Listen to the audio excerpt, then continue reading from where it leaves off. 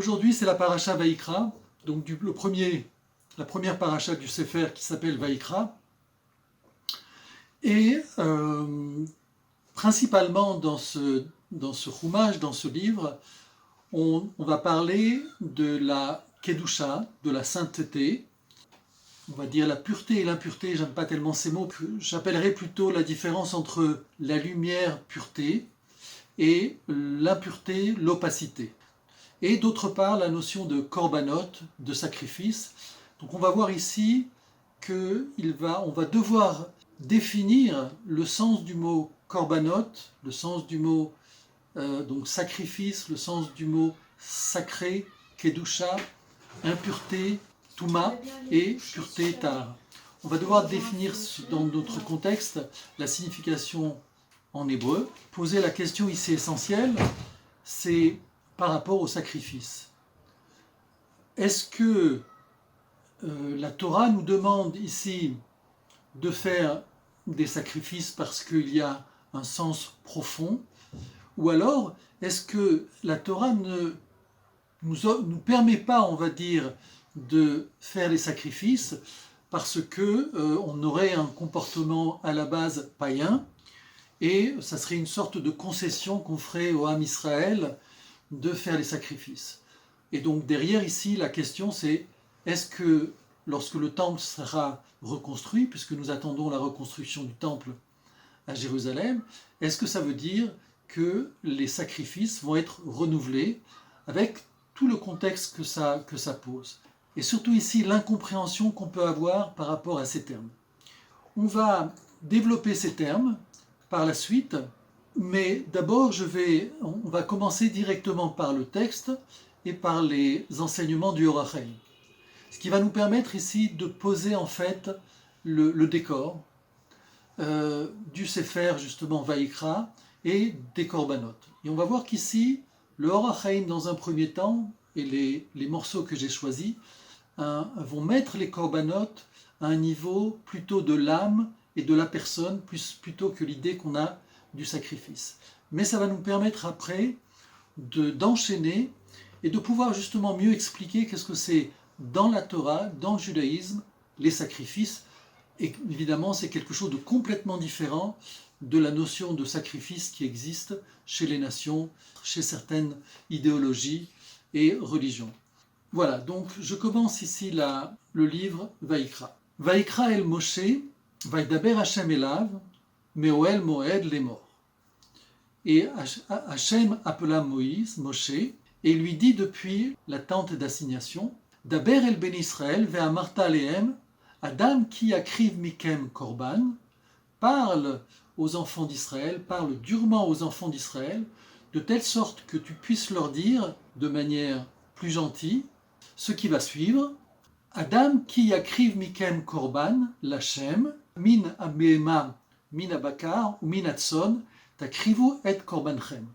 Lorsqu'un homme, Adam, approchera de vous un korban pour Hachem. On a, au début de la paracha, tout un contexte autour de Moshe. La question qui va se poser, c'est Vaïkra el Moshe. Ici, le mot Hachem n'apparaît pas, Vaïdaber Hachem el Moshe Lemor, qui est en général l'expression. Ici, c'est une expression directe, Vaïkra el Moshe. Le nom d'Akadosh Baruch Hu n'apparaît pas. Tous les Mefarshim, tous les commentateurs vont expliquer cette raison pour laquelle le texte emploie le mot et Hachem appela Moshe. On ne va pas rentrer dans ces détails. On comprend ici que c'est la personnalité de Moshe qui est mise en importance. On comprend aussi que Moshe, pour le peuple d'Israël, représente le prophète, représente le guide, représente le maître, mais ce n'est pas lui qui représente le travail des Kohanim, le travail des prêtres. C'est Aaron. Alors donc on pourrait se poser la question, comment se fait-il que la Torah, qui va démarrer sur le livre dont on appelle justement le Torah de Kohanim, le livre des Kohen, comment se fait-il qu'elle commence par Moshe? Donc il y a toute une discussion, mais on ne va pas trop rentrer dans cette discussion, bien qu'on va finalement parler de Moshe. Et il dit comme ça, un homme qui approchera de vous un sacrifice, comme il y a marqué, qui akriv mikem korban. quand un homme apportera un sacrifice, Korban Lachem, ce sacrifice, il est pour Akadosh Baruch. Donc ici, le premier élément qu'on a dans ce début de paracha concernant les korbanot, concernant ce service qu'on appellera korbanot sacrifice, ça doit être adressé à Hachem. C'est la première condition. C'est-à-dire que les sacrifices doivent être faits de telle manière qu'il n'y ait pas à l'intérieur une autre idéologie, une autre idole qui vient se greffer. Et on le comprend puisqu'on a passé tout le Sefer Shemot qui traite justement de la mise en esclavage, de la sortie de l'idolâtrie, et en plus particulièrement après la faute du veau d'or, qui est liée justement à une faute d'idolâtrie. Donc là, ici, on démarre le Sefer Vaïkra avec déjà ses acquis, à savoir le peuple d'Israël est débarrassé de toute écorce, de toute enveloppe qui pourrait faire qu'il s'adresserait à un autre que Akadosh Baruch Hu. La première condition par rapport au sacrifice au korbanot, c'est qu'il s'adresse à Akadosh Baruch Hu. Le Or HaChaim, et là j'ai pris des morceaux du Or HaChaim, Od Amru Chazal. Nos sages ont dit d'autre part, Yechol haya medaber imo, letzorech atzmo, dit peut-être que quand Akadosh Baruch Hu a interpellé Moshe, c'est pour des raisons personnelles. Akadosh Baruch Hu veut dire quelque chose à Moshe en particulier. Yechol haya medaber imo, letzorech atzmo, Talmud Lomar, la Gemara ici vient répondre, les morts, Bishvil Israël haya medaber imo, velo bishvil atzmo. Akadosh Baruch Hu venait parler à Moshe pour en fait parler à Israël. C'est-à-dire que, en fait, la personnalité de Moshe est, on va le dire, presque secondaire. Akadosh Baruch Hu désire s'adresser au Ham Israël. Pour s'adresser au Ham Israël, il a besoin d'un porte-voix, il a besoin d'un prophète qui est capable, lui, de recevoir sa parole, transmettre à Israël. Donc ici, c'est très important parce qu'il y a toute une idéologie, l'idolâtrie d'une personne, on va dire comme ça, le culte de la personnalité, Manitou disait de la personnalité, qui est ici mise en brèche par la Torah, dans la mesure où la Torah vient nous dire dès le départ, Akadosh Baruch Hu, en parlant à Moshe, finalement s'adresse au Bnei Israël. Le but de son discours sont les Bnei Israël.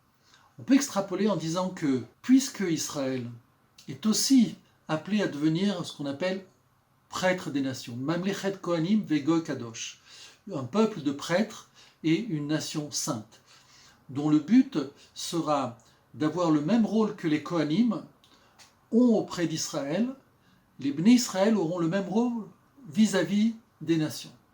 Et donc par extrapolation, on peut comprendre qu'en fait, Akadosh Baruch Hu a besoin d'Israël, comme Akadosh Baruch Hu avait besoin de Moshe pour parler aux nations. Et donc on comprend ici la vision monothéiste totale, complète d'Akadosh Baruch Hu, qui consiste à s'adresser finalement à toutes les créatures. La problématique qui se pose, c'est que pour que ce message passe, on a besoin d'intermédiaires. Mais ces intermédiaires ne sont que intermédiaires par rapport à l'objectif du message. Ici, l'objectif du message, c'est de parler au Bnei Israël. Kavanat dvarav, ki tevat les morts, miut ou les maet shelo haya dibro les Moshe zulat bishvil Israël pirouche les daber lahem. Et dit, dans le texte, il y a marqué, il est dit les morts, parler, mais parler de façon douce. L'idée que le Or HaChaim veut mettre en évidence, que Moshe parle de manière douce, implique ici qu'il s'adresse à des êtres qui n'ont pas le même niveau que Moshe. Des gens pour lesquels il faut avoir une parole plus douce, plus proche de la personne dans la mesure où qu'elle puisse entendre les paroles. Si les paroles sont dures, sont directes, la personne ne pourra pas les entendre. Moshe, dans cette situation, il est capable d'entendre les paroles directes, fortes. C'est pour ça que Akadosh Baruch Hu emploie le terme « Vaidaber » par rapport à Moshe. Par rapport au Bnei Israël, on voit que Akadosh Baruch Hu demande à Moshe de parler les morts, de façon douce. Du fait qu'il demande de parler de façon douce, on comprend par là même que l'objectif de Akadosh Baruch Hu, c'est que Moshe parle au Bnei Israël. Donc ici, on a une confirmation que le message, en fait, est dirigé en vue d'Israël. Moshe est le porte-parole d'Israël, qui revient par rapport à la question qu'on avait posée dès le départ, qui est le début de la paracha, Vaïkra El Moshe. Il appela Moshe.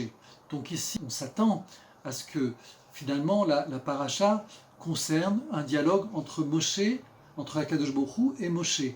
Ici, le texte et les commentaires de Orach Chaim viennent nous dire justement le contraire. Moshe n'est simplement que le porte-parole. Je continue. Mikan, ata lamad shelo diber Hashem im Moshe ela divrei Torah sheimsor l'Israël. Et donc il dit comme ça, on apprend donc qu'Akadosh Baruch Hu, Hashem, parlait à Moshe uniquement afin que Moshe transmette des enseignements de la Torah à Israël. Pourquoi on a besoin ici de cette précision? Parce que justement, toute la tradition de la Torah porte sur Moshe. C'est ce on va voir justement ensuite, ce que dit le Orach Chaim, Veu Ma'amar Atana, et donc c'est ce qui est dit dans les Pirkei Avot, c'est le principe, les maximes de nos pères qui nous enseignent justement la transmission de la Torah et qui commence par Moshe Kibel Torah mi Sinaï. Moshe a reçu de la Torah de Sinaï. Par là même, tous les enseignements, toute la Torah que nous possédons, elle vient de Moshe Rabbeinu. Et donc, Moshe Kibel Torah mi Sinaï ou Psara le Yehoshua. Et il a reçu la Torah, et Moshe a transmis à son aide, son prophète assistant, qui était donc Yehoshua, Alamad Shekol Mashe Kibel Masa. Et ici, tu apprends que tout ce que Moshe a reçu, il a transmis. C'est-à-dire qu'il n'y a ici aucune perdition. On est dans une vision de l'enseignement, de la transmission, qui est complètement oubliée, qui nous échappe complètement. Aujourd'hui, pour apprendre, on a besoin de livres. Pour apprendre, on a besoin d'ordinateurs. Pour apprendre, on a besoin d'Internet. On a besoin d'un support pour avoir les enseignements. À l'époque de Moshe, à l'époque de la Gemara, à l'époque de la Mishnah, l'enseignement était oral. C'est-à-dire que ce qui est sorti de la bouche de Moshe est aussi sorti de la bouche de nos sages de la Mishnah et de la Gemara. Ça veut dire quoi? Ça veut dire que l'enseignement, il était P al P, de bouche à bouche. C'est-à-dire que ce que disait la bouche de Moshe, Yehoshua disait la même chose, par opposition à un enseignement qui se fait de bouche à oreille. On sait, en communication, il y a beaucoup d'exercices qui sont faits. Vous dites à une personne, vous donnez à une personne un message à son oreille, vous faites comme ça une chaîne de personnes. Au bout du compte, le message qui a été donné à l'oreille d'une personne, ce que la dernière personne dans la file va dire, va être complètement différent. Pourquoi? Parce qu'il va y avoir un décalage entre ce que l'oreille a entendu et ce que la personne a dit de sa bouche. C'est pour ça que dans la Torah, l'enseignement était de P à P. Ce que la bouche a dit, c'est ce que l'autre bouche va dire. Et donc ici, la transmission de la Torah est quasiment totale.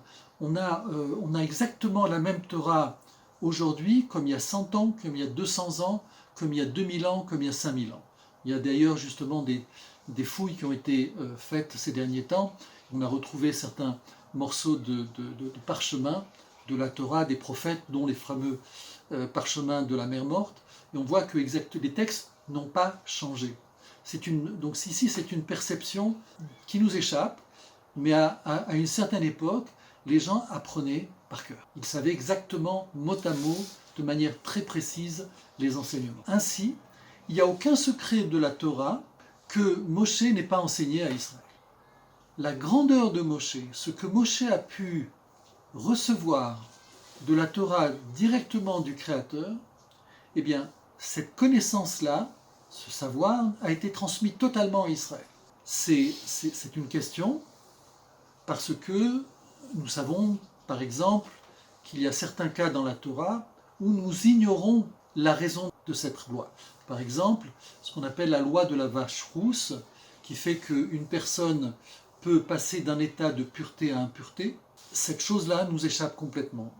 Et les sages de nous dire, c'est une loi dans la mesure où c'est quelque chose dont on ne peut pas connaître la raison. Il existe, la plupart du temps, on peut comprendre, l'homme est en mesure d'accéder à ce savoir, mais concernant par exemple les lois de la vache rousse, l'entendement de l'homme ne permet pas de comprendre cette loi. Et le Or HaChaim plus loin dans une autre paracha nous explique que nous sommes amenés, et il nous est arrivé au niveau de Moshe Rabbeinu.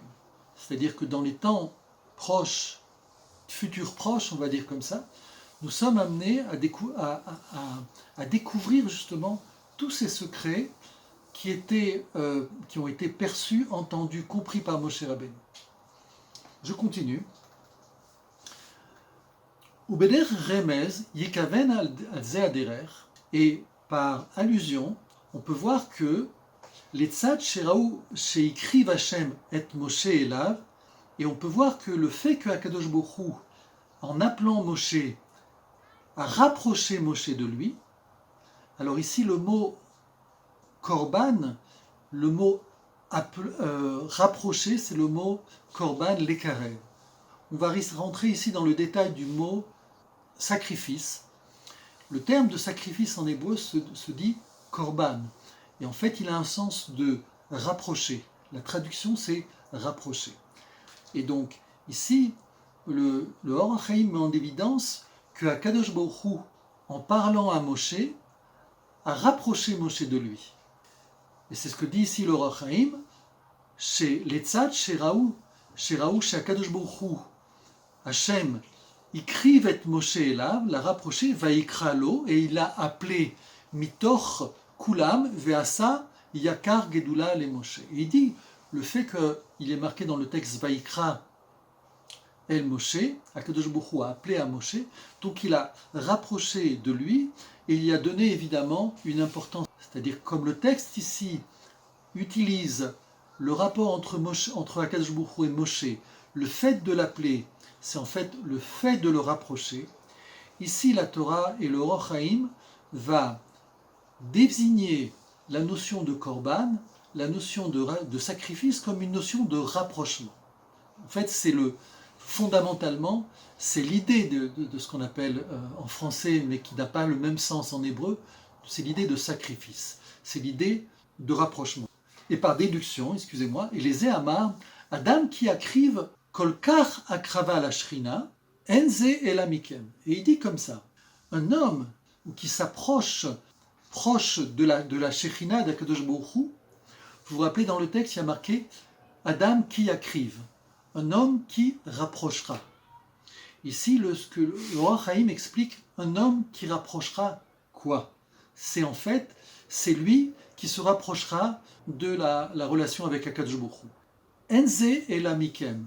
Cet homme-là, il est de chez vous. Daber el Bnei Israël ve'amarta alehem, Adam qui akriv mikem. Un homme qui fera un sacrifice, c'est un homme qui rapprochera parmi vous. Pirouche mitzad Israël, qui bemsaout i asaga. Et dit, l'idée ici donc, c'est de rapprocher qui? Mikem. Eh bien, de rapprocher Israël. Le but, c'est qu'il y ait un homme, là en l'occurrence on parle de Moshe, qu'il y ait un homme qui soit capable de rapprocher Israël d'Akadosh Baruch Hu. Kemo shekatavnu lema'ala, shelo haya medaber Hashem imo ela bishvil Israël. C'est ce qu'on a dit tout à l'heure, c'est-à-dire que Akadosh Baruch Hu ne parlait à Moshe que pour Israël. Qu'est-ce qui était demandé à Moshe? C'est que Moshe justement rapproche Israël de Akadosh Baruch Hu. Le but du sacrifice, c'est de rapprocher l'âme de la personne, l'âme d'Israël, du Créateur. On va expliquer en quoi c'est si important.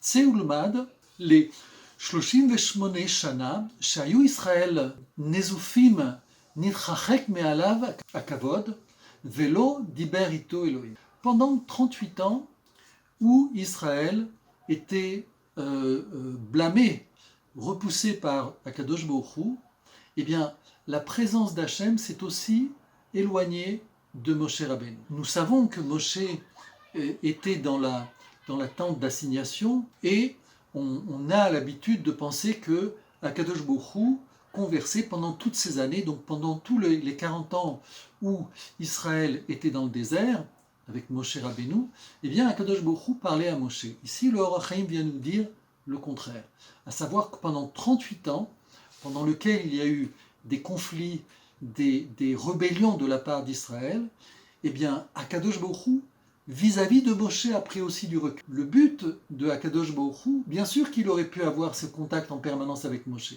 mais le but c'est de rapprocher Israël, de rapprocher les créatures. L'idée de l'homme Mashiach que peut être Moshe n'est pas le but final d'Akadosh Baruch Hu. L'objectif, ce n'est pas le Messie. L'objectif, c'est de rapprocher les créatures d'Akadosh Baruch Hu. Et s'il y a un être qui intervient comme Moshe Rabbeinu, c'est pour faire justement cet intermédiaire. L'objectif fondamental, c'est que Akadosh Baruch Hu ait un rapport direct avec les Bnei Israël. Et par déduction, un rapport direct avec toutes les créatures dans le monde. On continue sur la même idée, il dit comme ça. Od irmoz, letzavot et anshe chayil, leishtadel lekarev levavot, am bnei Israël, lavodat Hashem, veleze ikare korban l'Hashem. Le Or HaChaim maintenant continue et développe cette idée. Oui, il va dire comme ça. Il s'agit ici, les tzavot, d'ordonner aux personnes vaillantes de rapprocher les cœurs des enfants d'Israël afin de servir Hachem. Veleze ikare korban l'Hashem. Et c'est pour cela que la Torah emploie le mot korban, littéralement rapprocher. Ici, il ne s'agit pas de sacrifice, il s'agit de demander à des personnes douées de qualités exceptionnelles d'aller repêcher ces âmes qui se sont éloignées d'Akadosh Baruch Hu. Et cela, le fait de rapprocher, c'est en cela qu'il y a sacrifice. Qui aliédé chet Adam yefared advekut shel Israël im aviem shebeshamayim. Parce que lorsque l'homme faute, la relation du peuple d'Israël avec Akadosh Baruch Hu est voilée. Akadosh Baruch Hu s'éloigne. Ve'atem advekim b'Hashem Elohechem chaim kulchem hayom. Et il cite un verset de la Torah qui dit comme ça: et vous qui êtes restés attachés à Hachem, votre Dieu, vous êtes tous vivants aujourd'hui. Fondamentalement, l'attachement à Akadosh Baruch Hu, c'est l'idée de la vie. Nous sommes, par le fait d'être humains, c'est-à-dire par le fait d'être ce mélange, cet alliage, puisqu'il est indémontable, cet alliage entre l'âme et le corps, fait que l'individu possède une présence d'Akadosh Baruch Hu. C'est cette présence-là qui s'appelle la vie. Le fait que l'homme est pénétré par une âme qui est vivante, qui est éternelle, que l'homme peut vivre. Cette âme-là, elle a son origine dans le Créateur, dans Akadosh Baruch Hu. Le fait de voiler cette part de vie fait que l'homme se dirige vers la mort. Et donc, et vous allez voir par la suite dans le texte, que carrément, une personne qui s'est éloignée de Akadosh Baruch Hu va être appelée morte. Le fait d'être rattaché à la source de notre âme, à la source de notre Eshama, fait que la vie est pleinement dévoilée en nous. Le contraire, le fait qu'on s'éloigne d'Akadosh Baruch Hu, fait que la vie s'écarte de nous. C'est-à-dire que ça ne veut pas dire qu'on va arrêter de vivre, mais la partie fondamentalement vivante en nous, cette lumière qui est en nous, est voilée. Alors on va continuer à vivre, on va continuer à fonctionner comme une machine. Et c'est ce qui est à l'origine évidemment de toutes les maladies, que ce soit psychologique ou mentale. C'est quand il y a un détachement entre l'âme de la personne, ce que le vivant qu'il y a dans cette âme est déconnecté du corps de la matière. Je continue. Qui aliédechet à Adam yefared advekut shel Israël. Car il dit comme ça: à cause de la faute de l'homme, il y a une distance qui se crée avec Akadosh Baruch Hu. Le fait de fauter, c'est en fait d'avoir un comportement qui ne convient pas au dévoilement de notre âme. On va dire que c'est beaucoup plus une faute contre nous-mêmes, contre le dévoilement de la vie qui est en nous, et évidemment contre Akadosh Baruch Hu. Mais ce Akadosh Baruch Hu qui est en nous, qui vit en nous. La faute crée une distance, crée un voile. Toute la difficulté ici, c'est comment on répare une faute. La grande problématique, c'est que c'est pas possible de réparer une faute. Je donne un exemple. Vous avez coupé un membre à une personne. Un accident, peu importe. On peut comprendre qu'il puisse y avoir un pardon, qu'il puisse y avoir une compréhension et avec le temps, une acceptation de l'autre, de ce qui s'est passé, et retrouver la paix avec l'autre. Mais la faute est là. C'est-à-dire que le membre, la partie qui manque à la personne, elle n'est pas ressoudable. On ne peut pas la remettre. Donc c'est irréparable. Donc à la base, il n'est pas possible de réparer une faute.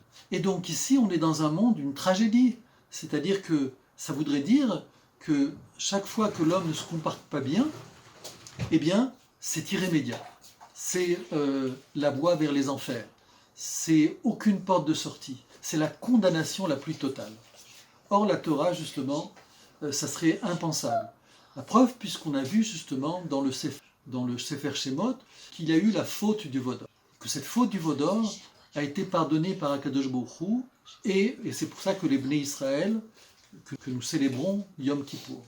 Donc ça veut dire que Akadosh Baruch Hu, du fait que Akadosh Baruch Hu ait permis qu'il y ait une transgression avec la faute du Vaudor, ça veut dire qu'Akadosh Baruch Hu accepte que l'homme puisse fauter. Donc si l'homme peut fauter, alors Akadosh Baruch Hu doit lui permettre aussi de réparer sa faute. Or, comme on vient de voir, il est impossible de réparer le mal qui a été fait.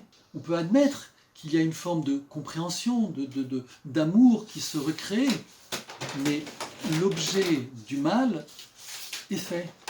C'est là où justement va intervenir la notion des sacrifices. En fait, il y a une porte de sortie à l'homme.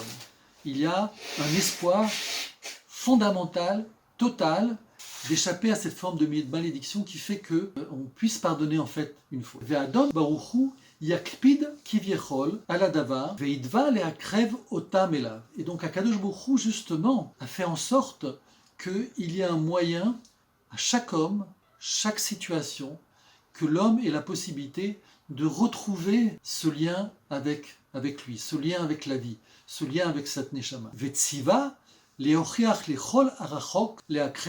il a donc ordonné premièrement, de réprimander celui qui s'est écarté de son chemin, et les karev, le libo, et en même temps de le rapprocher. Gam yanish, et aussi éventuellement même de punir. C'est-à-dire que si Akadosh Baruch Hu a demandé, au travers du Sefer Vaïkra, qu'il y ait toutes les conditions pour que l'homme puisse retrouver une certaine virginité par rapport à la faute, mais aussi de créer un cadre dans la collectivité de manière que ça soit possible.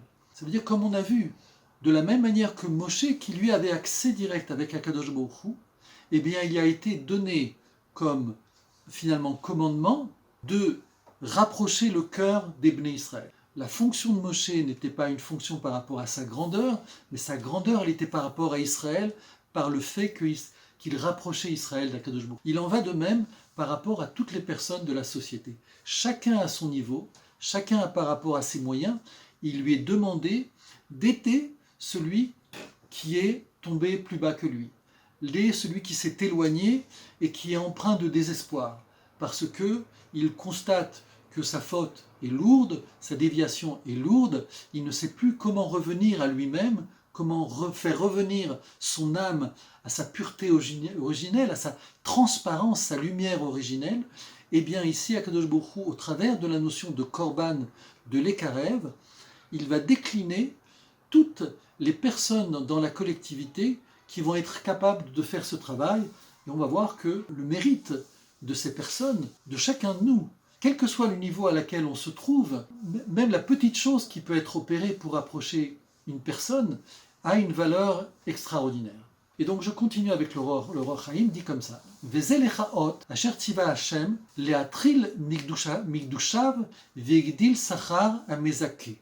Et il dit comme ça, c'est un signe ici pour nous. Akadosh Baruch Hu a demandé, à partir de sa sainteté, d'augmenter les mérites de celui qui rapproche son prochain. Et il dit comme ça, Kol amezake, c'est dans les maximes de nos pères, Kol amezake et arabim, en chet ba aliado. Tout celui qui fait mériter son prochain, la faute ne l'atteint pas. Tout celui qui aide son prochain à s'extirper de cet embourbement dans la faute, dans le pessimisme, dans une forme de tragédie du fait qu'il y ait une faute, qu'il y ait une transgression, eh bien, tout homme qui permet à un individu de se rapprocher d'Akadosh Baruch Hu, littéralement de rapprocher son âme, eh bien, Akadosh Baruch Hu le préserve de l'erreur. Il y a sur lui un mérite qui fait que la personne elle-même, on va dire, va mériter du mérite qu'elle fait à une personne. Pire qu'Avot, les maximes de nos pères donnent aussi évidemment le contraire, et tout celui qui fait fauter son prochain n'aura pas assez de force pour faire tchouva. Il dit comme ça, Vechol amachate et arabim, en maspikin beyado la asot teshuv. Une personne qui trompe la communauté et une personne, malgré tous ses efforts, elle, pour revenir à Hachem, eh bien, ses efforts seront vains. Donc on est dans le contraire du rapprochement, ici, c'est l'éloignement. On continue. Digdek lomar Adam. Il dit ici le terme Adam qui acrive, un homme qui rapprochera. Et le Or HaChaim met en évidence le mot Adam. Il dit comme ça, Adam lachon chashivut ka'amor bezohar ki yakriv vet mi yakriv pirush akatu ve'amar mikem. Et il dit comme ça. Le mot Adam désigne ici une personne importante. Celui qui rapproche. Quelle personne faut-il rapprocher d'Hachem ? La Torah mentionne ici mikem, lequel parmi vous. C'est-à-dire que lequel parmi vous doit être rapproché d'Hachem. Qui, ici, au travers de la fonction ici des korbanot, qui est annoncée ici dans le Sefer Vayikra, eh bien, la fonction des korbanot, c'est de rapprocher la personne parmi vous. Lequel parmi vous doit être rapproché d'Akadosh Baruch Hu. Min aprutim she'eshnam bachem, asher pash'u b'Hashem. Ceux qui ont peu justement de spiritualité, ceux qui ont fauté envers Akadosh Baruch Hu, et qui ont dit « écarte-toi de mon chemin », et qui ont voulu justement s'éloigner d'Akadosh Baruch Hu. Elles se sont elles-mêmes détachées du lien avec Akadosh Baruch Hu. Eh bien, ici, Akadosh Baruch Hu demande justement d'aller rapprocher, d'aller chercher ces mêmes âmes qui se sont éloignées. « Velezeh ikare korban Hashem » et c'est cela qui sera appelé korban Hashem. C'est ça qui sera appelé le sacrifice à Akadosh Baruch Hu.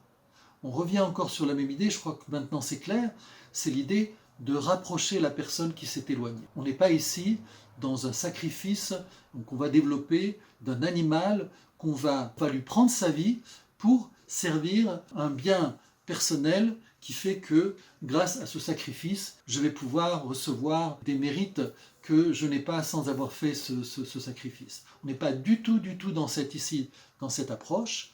Ici, le but d'Akadosh Baruch Hu, c'est de rapprocher les cœurs, de rapprocher les âmes qui se sont éloignées.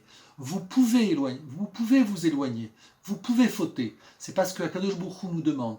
Mais c'est le piège de la vie. On est tous dans une situation, à un moment ou un autre, où il y a des choix difficiles, parfois des choix entre le bien et le bien. Eh bien, dans cette perspective, dans ce genre de situation, Akadosh Baruch Hu nous donne le moyen véritable, authentique, de revenir à l'état premier. Puisque, comme on a dit tout à l'heure, a priori, quand on a commis une faute, c'est une véritable tragédie. Il n'est pas possible de la réparer, puisque la chose est faite. Akadosh Baruch Hu, ici, nous donne une véritable solution qui n'est pas imaginaire, qui n'est pas un jeu de l'esprit qui consiste à s'imaginer qu'on va faire quelque chose de magique, et puis, soi-disant, toutes les problématiques et la faute va être effacée. Ici, la chose est authentique. La personne va vraiment retrouver une certaine virginité. Évidemment, il y a certaines conditions, il y a certaines règles qui sont justement annoncées dans le livre de Vayikra. Donc les Zeikare Korban. Ve'adam kaze, en sarich le'avi lo neder velo nedava. Et un homme comme ça, qui est capable de rapprocher les cœurs, les âmes, n'a pas besoin d'amener des sacrifices, lui. Car la faute, qui en metziut le'avilo chet velo Hashem, il n'y a aucune possibilité que la faute ici l'entache et qu'il ait besoin d'amener des sacrifices pour expier sa faute. Comme il est dit, Kol amezake tachaverim en chet ba'al yado. Tout celui qui fait mériter son prochain, il n'a pas de faute entre ses mains. Veim en shogeg en korban. S'il n'y a pas shogeg, d'inadvertance, il n'y a pas de sacrifice. Ve'achar shegamar omer maase korban, anichbad, ou meole amar min abehema vechule takriv et korbanchem. Et il dit comme ça, donc celui qui aide la communauté à se corriger, il sera à l'abri de la faute. S'il ne faute pas, il n'aura pas besoin de sacrifice. Et il dit comme ça, donc, בדרך רמז יכוון כי לצד שנפש של אדם רשע היא נחסרת לצד מעשה הרע באמצעות העוון במזיד. Il dit comme ça, c'est ce qu'on a dit précédemment, le fait qu'il fait allusion à une âme d'un méchant, d'un homme qui a fauté, eh bien cette âme-là va se séparer de lui, à cause justement de ses mauvaises actions. Et en particulier, lorsqu'il transgresse une faute intentionnellement. Le Or HaChaim met en évidence que littéralement, l'âme va s'éloigner de lui. L'homme est en train de mourir tout en étant vivant, d'une certaine manière, dans son corps. Le fait de fauter, son âme s'éloigne de lui, se cache à lui. Qu'il est tzad, שהנפש של אדם רשע, היא נחסרת לצד מעשה הרע באמצעות העוון. Elle s'éloigne, elle vient à lui manquer, littéralement. ולזה עיקרי הרשע, Bechayav met. Et ils disent, c'est pour ça qu'on appellera un homme qui a fauté un mort. Parce que justement, par la faute, l'âme s'éloigne. Et donc, c'est comme quelqu'un qui ne supporterait pas la lumière. Il va s'écarter, il va se protéger de cette lumière. C'est ce qui se passe. L'âme va s'éloigner de la personne. Et jusqu'à être appelé mort. Le Or HaChaim amène un verset du Echeskel qui vient dire que ce n'est pas la volonté d'Akadosh Baruch Hu. Akadosh Baruch Hu souhaite que la personne vive. Ki lo ichpotz bemot amet neum Hashem ve'ashivu vechiu. Car je ne désire pas la mort de qui meurt, dit Hashem. Revenez et vivez. Et il dit comme ça, il ne désire pas la mort de qui meurt. Il aurait pu dire, il ne désire pas la mort de celui qui faute. Mais pourquoi répéter la mort de celui qui meurt? Justement pour exprimer que la personne est en train de mourir du fait qu'elle perd, justement. Elle est en train de mourir du fait qu'elle perd le vivant qui est en elle, qui est cette âme, qui est cette lumière. Et Akadosh Baruch Hu nous dit, revenez, revenez à moi, rapprochez-vous et vivez. Bemot Amet, qui aime lo nefesh. Et il dit comme ça, pourquoi il y a marqué Bemot Amet? Parce que l'âme, le nefesh, s'est éloigné de lui. Elle n'est plus en lui. Et comme il est dit, Vesamta sakin beloecha im baale nefeshata. Tu t'enfonceras un couteau dans la gorge si tu te comportes en glouton. Si la personne ne respecte pas les règles de la vie, eh bien, c'est comme si elle s'enfonçait un couteau en elle-même. Ici, c'est une chose très simple à comprendre. À partir du moment où on se comporte mal sur un plan de la santé vis-à-vis de nous-mêmes, c'est comme si on se mettait un poignard dans le ventre. On se fait du mal. Odia katuv ki tarser nefesh gam bechet hashogeg. Même le nefesh manque à celui qui a transgressé la Torah par inadvertance. C'est-à-dire que quand on fait un acte volontaire, c'est ce qu'on désire, c'est ce que notre volonté souhaite et c'est ce que l'on fait. Donc ici, c'est une faute intentionnelle. Et là, nous ne parlons pas de ce cadre-là. Jusqu'à présent, on parle de faute involontaire. Haemet shelo techaser kula ela miktzat. En fait, elle lui manquera, elle sera éloignée de lui, mais pas totalement.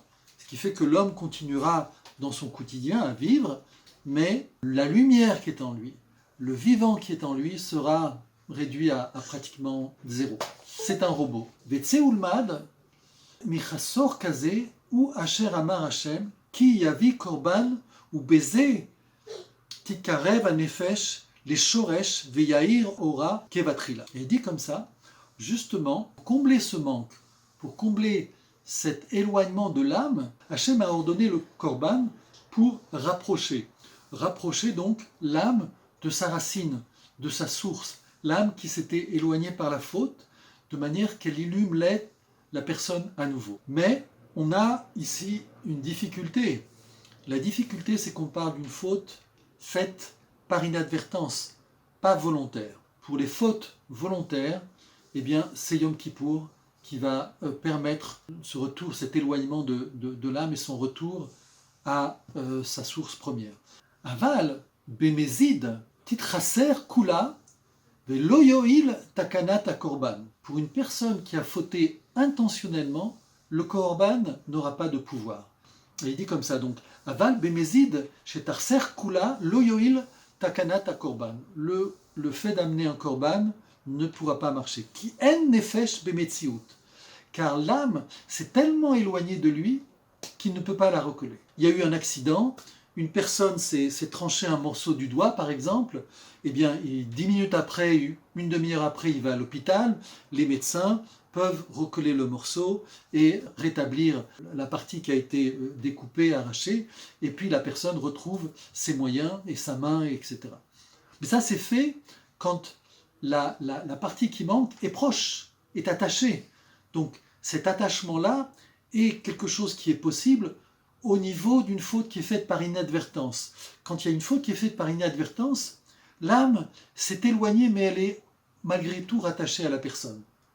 Et donc, le korban, le fait de rapprocher, va permettre, l'âme va vraiment retrouver son état initial.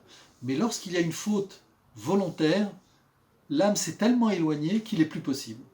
Après 3 à 4 jours, il est plus possible, le membre n'est plus possible d'être accordé. L'âme s'est tellement éloignée qu'il n'y a plus de possibilité de la rapprocher, sauf Ad Asher Yashuv Veyavor Alav Yom Kippour, jusqu'au moment où, grâce au processus qui est lié cette fois-ci à Yom Kippour, eh bien, à ce moment-là, le retour sera possible. Veichye, et il vivra, comme il est dit, Ki lo echafetz bemot amet, neum Hashem, ve'ashivu veichyu. Car Akadosh Baruch Hu ne désire pas la mort de l'être, la mort de ses créatures, il désire qu'elles vivent. Et donc, pour qu'elles vivent, il faut qu'elles soient rattachées à la source de vie qui est en elles. Et pour qu'elles soient rattachées à cette source de vie, il faut qu'il n'y ait pas de voile qui fait que cette âme est voilée à la partie corporelle de la personne. Voilà. Maintenant, on va rentrer sur la notion, on va analyser justement les notions dont on a parlé, de sacrifice, de sainteté, de pureté, d'impureté, par rapport à la Torah. Alors la première chose qu'on a dit, c'est que, premièrement, avant de définir ce qu'est un sacrifice, le sacrifice ici, qui est demandé par Akadosh Baruch Hu, le korban, il est dédié à lui-même. La personne doit être débarrassée de toute forme d'idolâtrie, de toute forme d'idole. On sort du concept, dès le départ, de la notion de sacrifice qu'il y a chez les païens ou dans d'autres religions. Il ne s'agit pas ici de vénérer quelque chose et en s'en privant, je suis un roi et je veux réussir une bataille, alors je vais prendre un animal et en le tuant, eh bien, le Créateur va agréer cet animal qui a été privé de sa vie. À la place, il va permettre au roi de gagner cette bataille. On n'est pas du tout dans cette approche-là. Car il ne s'agit pas ici, dans la vision de la Torah, il ne s'agit pas de se priver de quelque chose pour obtenir quelque chose derrière. Et encore moins de se priver quelque chose pour une idole, pour une idéologie. Puisque le korban, comme on l'a vu dès le départ, doit être adressé à Akadosh Baruch Hu.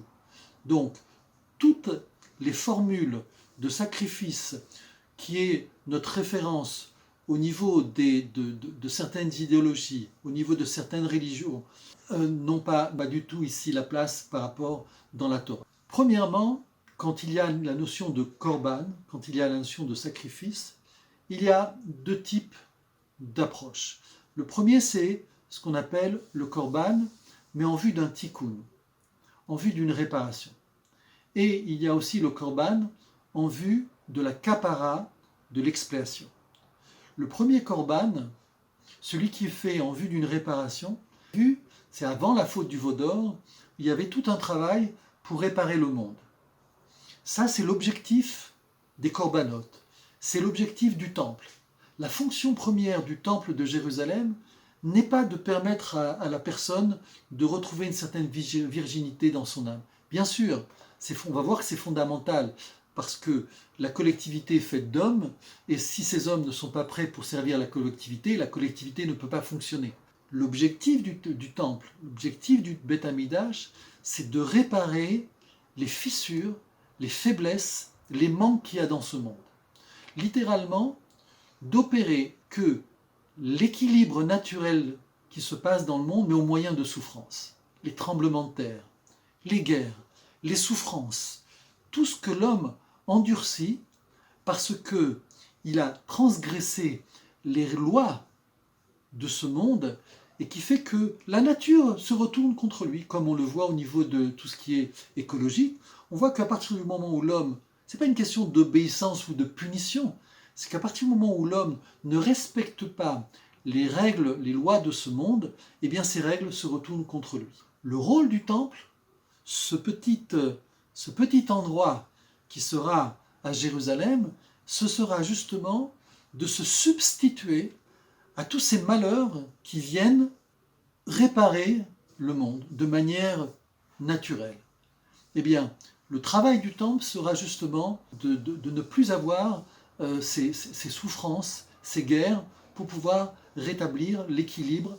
Et donc, comme on a dit, c'est-à-dire il y a le korban qui va permettre de faire le tikkun, donc la réparation de ce monde, et le korban qui va s'occuper de faire la kapara. Le mot kapara, expier, en fait, ça veut dire recouvrir. Ici, donc, c'est, on va dire, recouvrir la faute qui a été faite, de manière qu'elle ne vienne pas handicaper l'homme dans son futur, pour retrouver son état antérieur. Alors maintenant, on va parler effectivement des corbanotes. Consiste donc à prendre un animal et à le tuer, pour ensuite effectuer un culte dessus. Et c'est cette chose effectivement qui se passe dans le Beth Amikdash, puisqu'on va prendre un animal et il va être sacrifié en vue de ramener un état initial chez la personne ou dans le monde. Derrière, qu'est-ce qui se passe? Il se passe qu'il y a une notion ici de nourriture. En fait, le geste fondamental ici qu'il y a derrière, c'est la nourriture. On prend un animal, on va le tuer, et on va le manger d'une certaine façon. C'est le principe ici des corbanotes. On va amener un animal au prêtre en vue d'expier une certaine faute. Le prêtre va prendre l'animal, il va le sacrifier dans certaines règles, et ensuite, selon le type de sacrifice, une partie de l'animal va être brûlée, une autre partie va être mangée. Et donc, on est ici dans un geste de nourriture, de repas. On rentre dans une idée fondamentale. C'est que pour vivre, il faut manger. C'est pas comme disait Descartes, je pense donc je suis, mais si j'ai pas à me mettre des choses sous la dent, comme on dit, de glucides, de lipides, un petit peu d'eau, eh bien, mon être disparaît et je tombe dans l'évanouissement. La personne humaine dépend de ce qu'elle mange. Et ici, c'est une idée qui est ramenée par le Maharal, à propos justement du Birkat Hamazon, ce qu'on lit lorsque l'on fait un repas, après avoir fait un repas, la bénédiction que l'on fait s'appelle le Birkat Hamazon. Et il dit comme ça, que le Birkat Hamazon, cette bénédiction que l'on fait après un repas, est encore beaucoup plus importante que la tfila qu'on fait à la synagogue.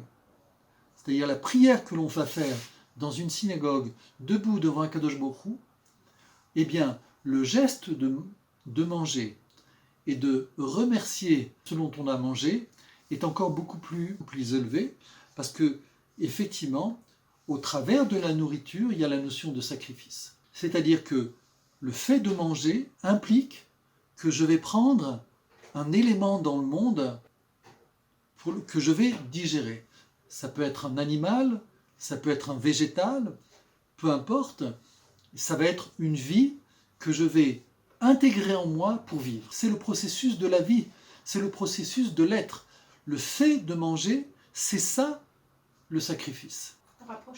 Le rapprochement. C'est à travers justement l'acte de manger qu'on permet la vie. Et si je ne mange pas, je n'ai pas de vie. Ce que va faire ici le sacrifice, il va réparer les déformations du monde au travers de la nourriture. C'est-à-dire le travail du Beth Amikdash va consister à amener un animal pur, sans déformation, sans maladie. Et ce que va faire le prêtre, ce que va faire le Kohen, eh bien, l'animal, il va le sacrifier pour ensuite le manger. Ici, ce qui se passe, c'est que vous avez tous les éléments, mais au plus élevé possible, qui sont réunis. Vous avez d'abord un animal le plus sain possible, le plus parfait. Cet animal est amené à un homme qui est dans la perfection. Cet homme-là, c'est le Kohen, et le Kohen a des obligations énormes pour garder une intégrité dans son être, une intégrité morale, une intégrité spirituelle, qui fait que justement on va demander à cet homme-là d'opérer le processus d'intégration de la nourriture dans un cadre idéal. C'est un animal idéal, un homme idéal, dans un endroit idéal qui est le temple. C'est en cela que, justement, il y a une différence entre l'acte ici de sacrifier et le rapprochement avec l'acte de manger, qui est l'acte fondamental pour vivre. C'est l'acte fondamental qui fait que la création peut continuer à être. Sans nourriture, sans repas, eh bien le monde ne peut pas continuer. C'est même beaucoup plus que ça. C'est parce que je mange que même l'économie du monde fonctionne. On voit aujourd'hui particulièrement avec les conséquences du corona, du Covid, on voit que s'il y a bien quelque chose qui est préservé, c'est que le fait qu'on peut manger. On est autorisé à pouvoir aller au supermarché pour pouvoir manger, il n'y a aucun problème. Il y a des gens qui manquent de manger. Bien sûr, mais Il y a des gens qui ont faim. Bien sûr qu'il y a des gens qui ont faim, mais ce qu'on veut dire ici, c'est on préserve la chose fondamentale qui est la nourriture, qui fait que l'être sans manger ne peut pas vivre. Eh bien, c'est exactement cet état de choses qui se retrouve dans le Beth Amikdash. Dans le Beth Amikdash, ce sont toutes ces conditions qui fait que le processus de nourriture, le processus naturel que l'on fait tous les jours, on prend un animal qui a été tué, on le met sur la table, on le cuisine, on le met dans notre assiette, on le mange, c'est exactement ce même processus qui est opéré dans le Beth Amikdash, mais dans des conditions parfaites, qui fait que le secret qui est derrière, le fait que l'on ait besoin de se nourrir, le fait qu'on ait besoin d'incurgiter un être qui nous est extérieur, ce secret-là, ce qui se passe dans ce processus de nourriture, eh bien, il se passe à un niveau supérieur qui fait que le monde va être réparé, les choses vont être réparées. On voit que en mangeant de manière naturelle, l'homme se répare. L'homme permet à ses cellules de se régénérer. L'homme, grâce à la manière dont il va manger, il va même se soigner. Donc on voit que l'alimentation est fondamentale dans la mesure où elle va permettre à l'homme de rester en vie, de garder la vie en lui, de lui restaurer la vie. C'est-à-dire que tout le processus de la nourriture, eh bien, c'est cela qui permet à l'homme de continuer à vivre, de retrouver la vie, de se débarrasser des maladies, etc. Eh bien, c'est le même processus qui est fait dans le temple au niveau de l'humanité tout entière. Newton, père de la gravité, s'est intéressé au secret du temple, au secret du Beth Amikdash.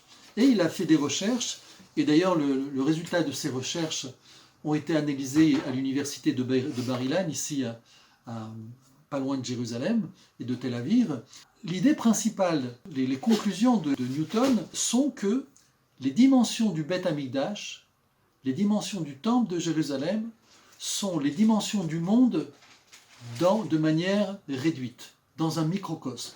Le travail du Beth Amikdash, c'est un travail au microscope par rapport au monde. On sait qu'il y a par exemple certaines thérapies dans certaines cultures qui consistent à intervenir à distance sur les choses de manière à les aider à les réparer. c'est de manière négative et sombre ce qu'on appelle le vaudou. Mais nous voyons par exemple avec l'acupuncture qu'en intervenant à partir de certains points, on va rééquilibrer la personne tout entière. Il dit que c'est la même idée, mais au niveau microcosme que va être le temple de Jérusalem, eh bien, les prêtres vont pouvoir opérer une réparation dans le monde. Pour cela, il faut un temple. Et pour qu'il y ait un temple, il faut aussi qu'il y ait des Kohanim. Il faut qu'il y ait les hommes qui aient cette hauteur spirituelle pour pouvoir le faire. Et pour qu'il y ait les Kohanim, il faut qu'il y ait un peuple qui soit autour des Kohen pour pouvoir leur permettre de réaliser ces korbanot. Tout cela doit se passer dans un contexte de Kedusha. Alors on n'a pas parlé du mot Kedusha qui est le mot de sainteté. L'idée de sainteté en général, c'est l'idée de sacré en français, et cette idée de sacré est toujours liée à la violence. Sacrifice, pour se rapprocher du sacré, cette notion de il faut brûler, il faut détruire. La notion de Kedusha en hébreu n'a rien à voir avec cette notion de violence. C'est exactement, on va dire, le contraire, mais plus précisément, dans la Kedusha, nos sages mettent en évidence la notion de moralité. Ce qui est qualifié comme kadosh, c'est ce qui est qualifié comme moral. Le principe qui est demandé à l'homme dans la Torah, c'est d'être un homme moral. C'est dans la moralité que vient s'exprimer la Kedusha. C'est-à-dire que ce n'est pas dans son savoir, ce n'est pas dans son niveau spirituel, c'est dans son comportement moral dans le monde vis-à-vis des hommes. La Kedusha, la moralité, s'exprime ici dans la vie. On a vu depuis le départ, elle consiste à ramener la vie à la personne. La personne qui s'est éloignée, la personne qui a fauté, s'est éloignée de la vie. Et tout le but ici du Sefer Vaïkra, tout le but du Beth Amikdash, c'est de ramener la vie. Par opposition au sacré qu'il y a dans les autres religions, et c'est ce sacré-là est dans la mort. Par exemple, quand on parle des saints dans le christianisme, eh bien, ces saints-là, ils sont saints parce qu'ils sont morts. Et d'ailleurs, le mot de saint n'est attribué qu'après que la personne soit morte et qu'on ait prouvé qu'elle ait accompli vraiment des miracles qui puissent lui donner ce statut de saint. Et donc on voit bien qu'ici la notion de saint, c'est quelqu'un qui survient après la mort. Ce sont les morts qui sont saints. Tandis que dans le judaïsme, ce sont les vivants qui sont kedoshim. Et plus la personne se rapproche de la Kedusha, de la sainteté, et plus elle est vivante. À tel point qu'on va voir justement dans le livre de Vaïkra, dans les parachutes qui vont venir, on va interdire à un Kohen, qui a cette fonction justement de ramener la vie, de faire les korbanot, de se rapprocher d'un mort. Et donc un Kohen ne pourra pas, par exemple, aller dans un cimetière. Parce que on va tout faire pour que celui qui redonne la vie aux personnes, celui qui rapproche les êtres de l'être vivant d'Akadosh Baruch Hu, celui-là ne peut pas être en contact avec la mort. Et donc ici, c'est une vision complètement opposée. Opposée, encore une fois, dans le fait de se rapprocher du vivant, de redonner la vie, et de la notion de moralité. Voilà, j'espère que j'ai réussi en tout cas à faire la différence entre la notion de korban et la notion de sacrifice, entre la notion de se rapprocher et la notion de sacrifice qui consiste à retirer la vie pour un bien-être personnel, et le fait de redonner vie à une personne, lui redonner un réel espoir que ce qui lui a fait s'éloigner d'Akadosh Baruch Hu, qui a pris distance par rapport à la lumière, à la vie qui était en lui, eh bien il y avait un véritable espoir, et la Torah justement, et le Sefer Vayikra, est là pour nous donner les clés pour ramener cette étincelle authentique, cette étincelle de vie à la personne, pas par des formules magiques ou des actes magiques.